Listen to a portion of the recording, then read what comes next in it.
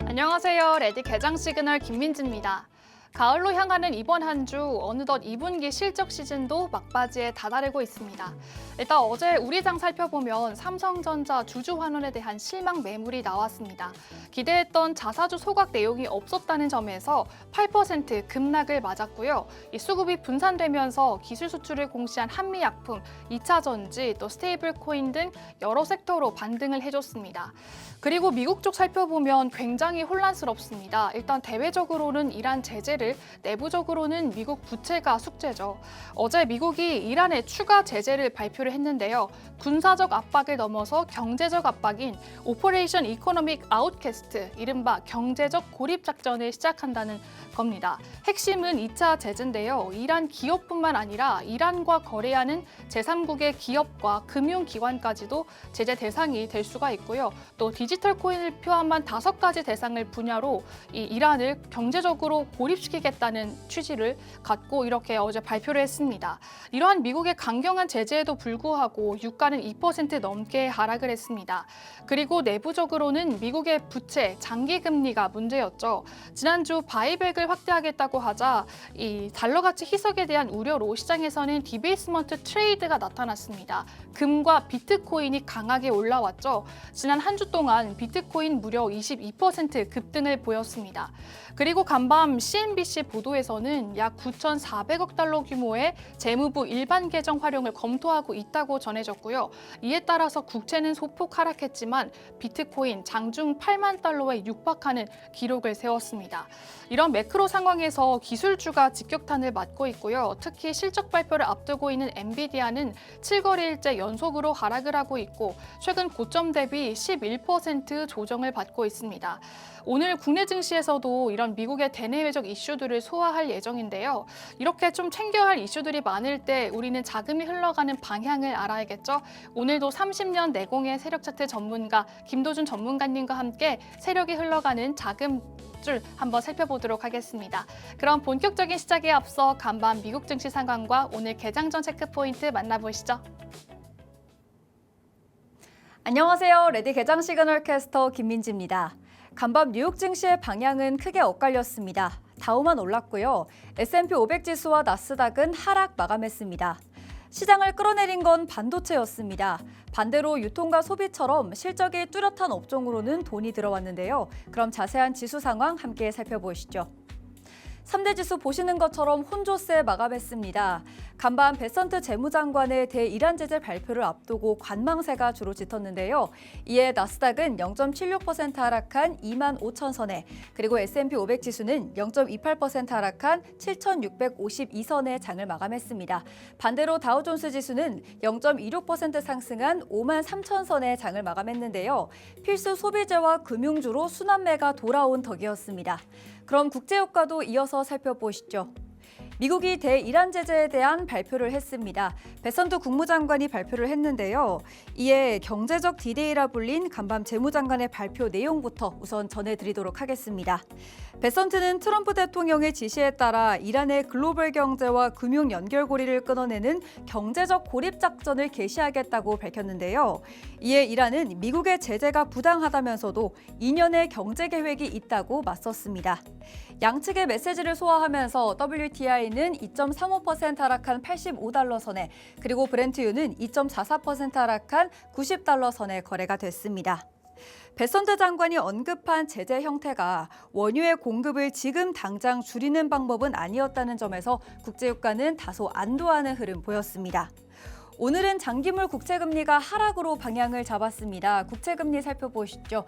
30년물은 0.78% 하락한 5.24에, 그리고 10년물은 3.4bp 하락한 4.7% 선에 마감했는데요.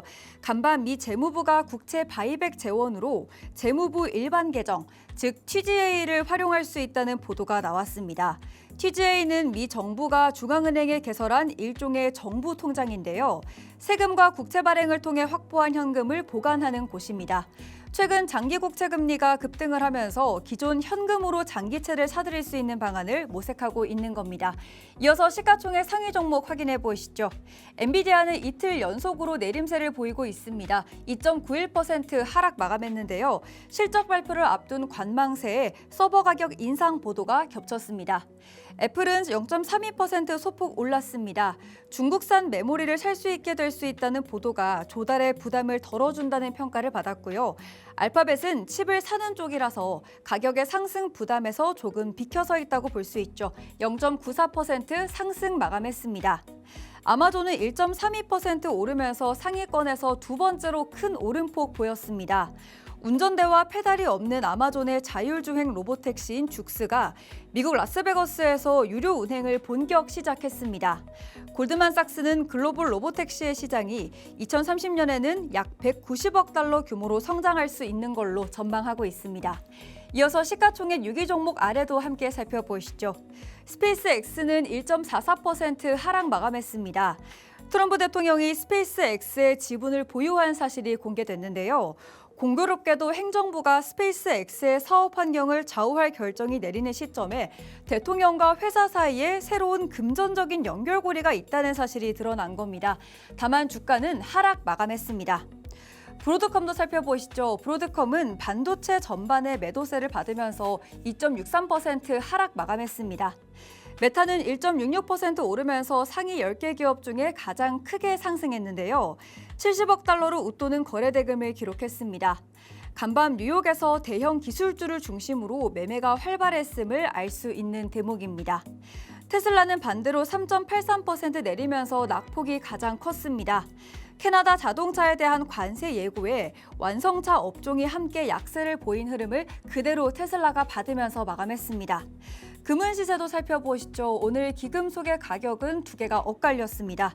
금부터 보시면 0.62% 상승한 온스당 4,700달러 선에, 그리고 은선물은 0.97% 내린 온스당 68달러 선에 거래가 됐는데요. 금값이 3개월 만에 최고치를 기록했습니다.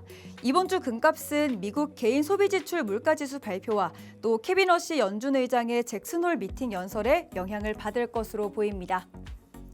오늘 밤에는 미국의 7월 개인 소비지출 물가지수가 발표됩니다. 그리고 한국 시간으로는 27일에는 엔비디아의 실적 발표가 예상되어 있는데요. 오늘 이 두 가지가 이번 주 최대 분수령이 될 전망입니다. 그럼 지금까지 미증시 마감 상황 전해드렸습니다. 안녕하세요. 캐스터 윤차희입니다. 어제는 변수들로 인해서 코스피와 코스닥 엇갈린 흐름을 보였습니다. 남은 8월 다양한 이벤트들이 예정되어 있는 만큼 긴장감을 놓칠 수가 없는데요. 이에 따라 변수들에 대한 기대 그리고 우려가 함께 나오고 있습니다. 오늘 장은 어떤 흐름 보일지 저와 함께 체크포인트 3가지 살펴보겠습니다. 첫 번째 체크포인트입니다. 미국 경제 디데이 본격화, 이란 거래국까지 제재 이슈입니다. 오늘 새벽 베선트 미국 재무장관이 이란을 경제적으로 고립시키는 경제 디데이 작전을 발표했습니다. 이에 협조하지 않는 나라들은 국제사회에서 고립될 것이라는 강력한 경고도 내놨는데요. 재무장관은 디지털 자산과 기술, 또 금, 항공과 해운 등 5개 분야에 대한 제재를 발표했습니다.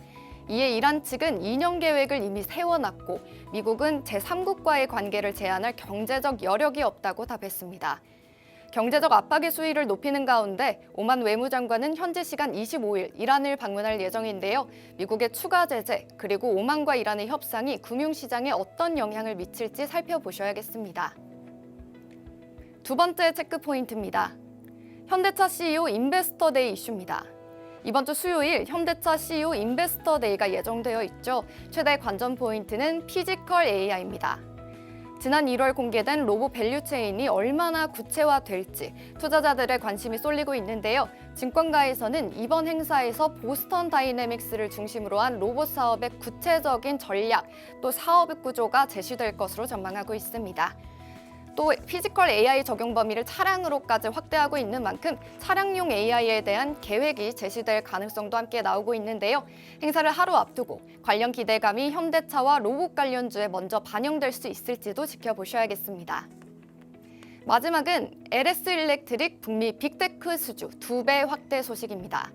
24일 LS 일렉트릭은 북미 빅테크 기업으로부터 약 2,309억 규모의 AI 데이터 센터용 전력 설비 공급을 수주했다고 공시했습니다.